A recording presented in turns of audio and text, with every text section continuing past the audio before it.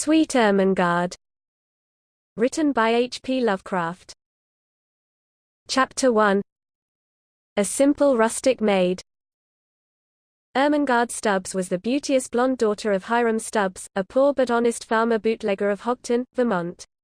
Her name was originally Ethel Ermengarde, but her father persuaded her to drop the pronomen after the passage of the 18th Amendment, averring that it made him thirsty by reminding him of ethyl alcohol. His own products contained mostly methyl or wood alcohol. Ermengarde confessed to 16 summers, and branded as mendacious all reports to the effect that she was 30. She had large black eyes, a prominent Roman nose, light hair which was never dark at the roots except when the local drug store was short on supplies, and a beautiful but inexpensive complexion. She was about 5 foot, 5.33 inches tall, weighed 115.47 pounds on her father's corn scales, also off them, and was adjudged most lovely by all the village swains who admired her father's farm and liked his liquid crops. Ermengarde's hand was sought in matrimony by two ardent lovers. Squire Hardman, who had a mortgage on the old home, was very rich and elderly. He was dark and cruelly handsome, and always rode horseback and carried a riding crop. Long had he sought the radiant Ermengarde, and now his ardor was fanned to fever heat by a secret known to him alone, for upon the humble acres of Farmer Stubbs he had discovered a vein of rich gold. "Aha!" said he. "I will win the maiden ere her parent knows of his unsuspected wealth, and join to my fortune a greater fortune still." And so he began to call twice a week instead of once as before. But alas for the sinister designs of a villain! Squire Hardman was not the only suitor for the fair one.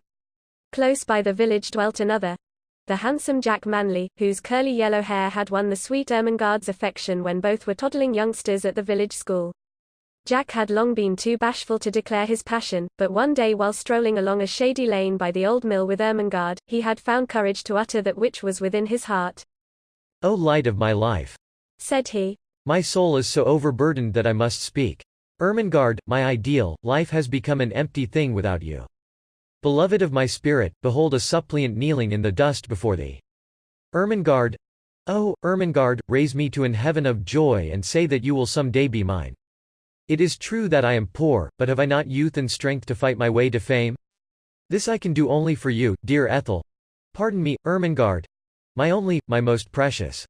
But here he paused to wipe his eyes and mop his brow, and the fair responded. "Jack.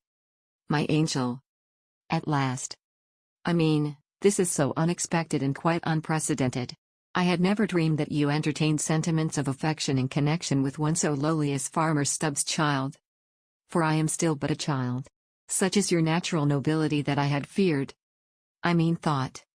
You would be blind to such slight charms as I possess, and that you would seek your fortune in the great city, there meeting and wedding one of those more comely damsels whose splendor we observe in fashion books. But, Jack, since it is really I whom you adore, let us waive all needless circumlocution. Jack. My darling. My heart has long been susceptible to your manly graces. I cherish an affection for thee. Consider me thine own and be sure to buy the ring at Perkins' hardware store where they have such nice imitation diamonds in the window. Ermengarde, me love. Jack. My precious. My darling. My own. My God." Chapter 2. And the villain still pursued her. But these tender passages, sacred though the fervor, did not pass unobserved by profane eyes, for crouched in the bushes and gritting his teeth was the dastardly Squire Hardman. When the lovers had finally strolled away he leapt out into the lane, viciously twirling his moustache and riding crop, and kicking an unquestionably innocent cat who was also out strolling. "Curses!" he cried. "Hardman, not the cat. "I am foiled in my plot to get the farm and the girl. But Jack Manley shall never succeed. I am a man of power. And we shall see." Thereupon he repaired to the humble Stubbs cottage, where he found the fond father in the still cellar washing bottles under the supervision of the gentle wife and mother, Hannah Stubbs. Coming directly to the point, the villain spoke. "Farmer Stubbs, I cherish a tender affection of long standing for your lovely offspring, Ethel Ermengarde. I am consumed with love, and wish her hand in matrimony. Always a man of few words, I will not descend to euphemism. Give me the girl or I will foreclose the mortgage and take the old home." "But, sir," pleaded the distracted Stubbs while his stricken spouse merely glowered.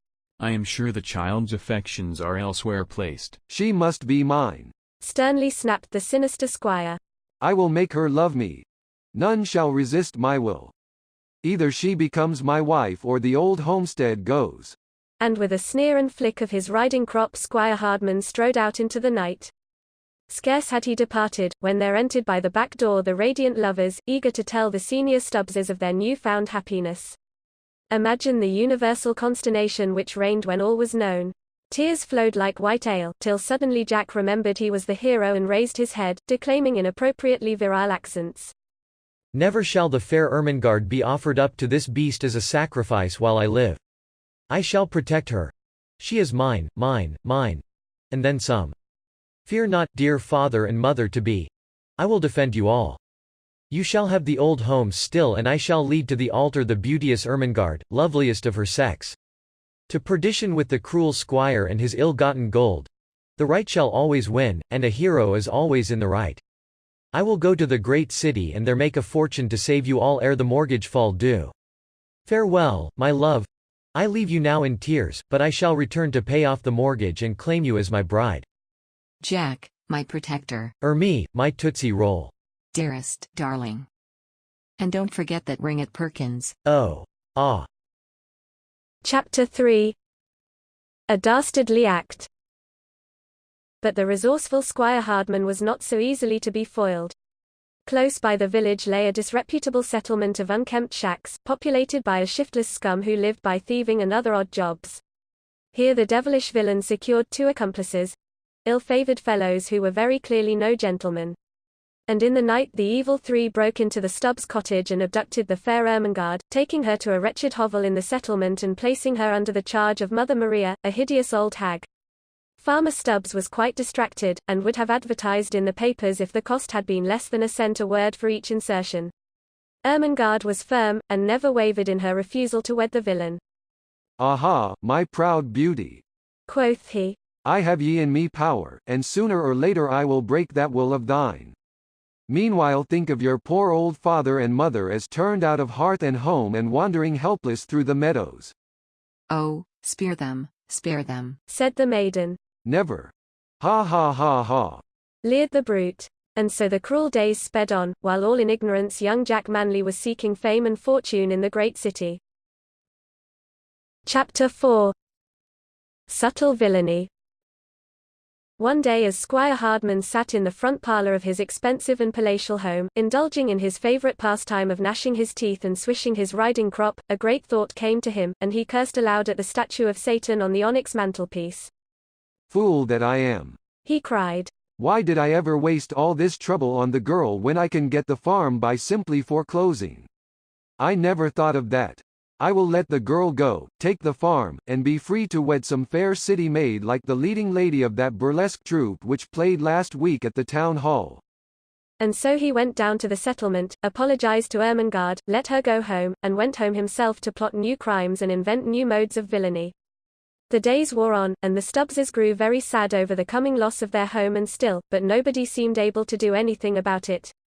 One day a party of hunters from the city chanced to stray over the old farm, and one of them found the gold. Hiding his discovery from his companions, he feigned rattlesnake bite and went to the Stubbs cottage for aid of the usual kind.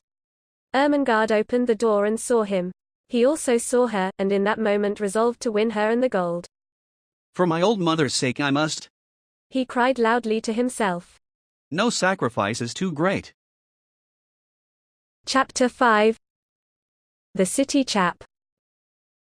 Algernon Reginald Jones was a polished man of the world from the great city, and in his sophisticated hands our poor little Ermengarde was as a mere child. One could almost believe that 16-year-old stuff. Algy was a fast worker, but never crude. He could have taught Hardman a thing or two about finesse in shaking.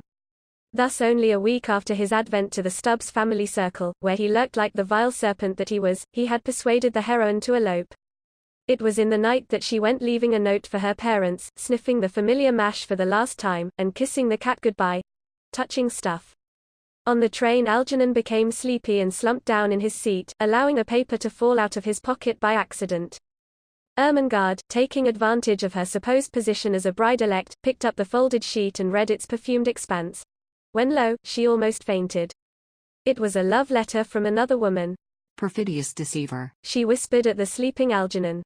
So this is all that your boasted fidelity amounts to. I am done with you for all eternity. So saying, she pushed him out the window and settled down for a much-needed rest. Chapter 6. Alone in the Great City. When the noisy train pulled into the dark station at the city, poor helpless Ermengarde was all alone without the money to get back to Hogton. Oh why? She sighed in innocent regret. Didn't I take his pocketbook before I pushed him out? Oh well, I should worry. He told me all about the city so I can easily earn enough to get home if not to pay off the mortgage. But alas for our little heroine. Work is not easy for a greenhorn to secure, so for a week she was forced to sleep on park benches and obtain food from the breadline.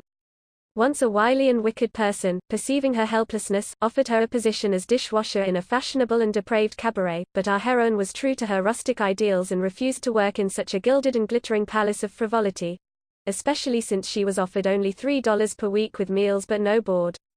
She tried to look up Jack Manley, her one-time lover, but he was nowhere to be found. Perchance, too, he would not have known her, for in her poverty she had perforce become a brunette again, and Jack had not beheld her in that state since school days.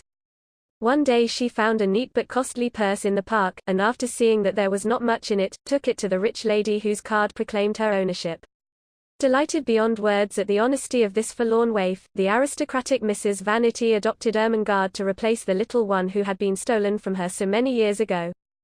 How like my precious Maud, she sighed, as she watched the fair brunette return to blondness. And so several weeks passed, with the old folks at home tearing their hair and the wicked Squire Hardman chuckling devilishly. Chapter 7.